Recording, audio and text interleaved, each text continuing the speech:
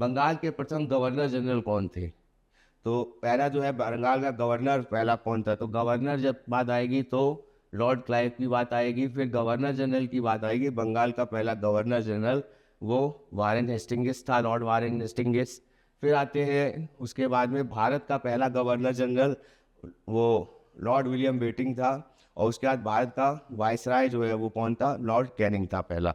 ठीक है, तो उसी सीक्वेंस जो है क्या है कि बंगाल का गवर्नर, फिर बंगाल का गवर्नर जनरल वारेन हेस्टिंग्स, उसके बाद भारत का गवर्नर जनरल, वो भारत का गवर्नर जनरल बना था वो लॉर्ड विलियम बेटिंग। और उसके बाद में माफ़ कीजिएगा, उसके बाद में जो है लॉर्ड कैनिंग को जो है 1858 में जब चार्टर एक्ट आता है और 1857 के विद्रोह के बाद में, तो वो पूरी की पूरी जो सत्ता होती है वो ईस्ट इंडिया कंपनी से चली जाती है ब्रिटिश के हाथ में। और वो जो दिल्ली एक तरह से दरबार लगाया जाता है वो इलाहाबाद में उस समय जो है नाम होता है इलाहाबाद, तो इलाहाबाद में लगाया जाता है।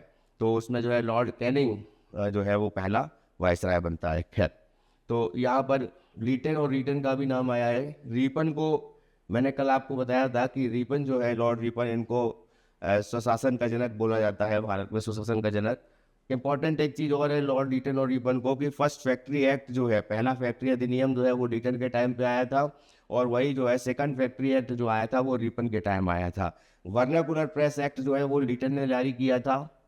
प्रेस को लेकर के जो एक्ट बना था कि कोई भी जो है अंग्रेजी की सत्ता के खिलाफ में कोई भी अखबार में जो भी कोई भी किसी प्रकार की खबर नहीं छापेगा।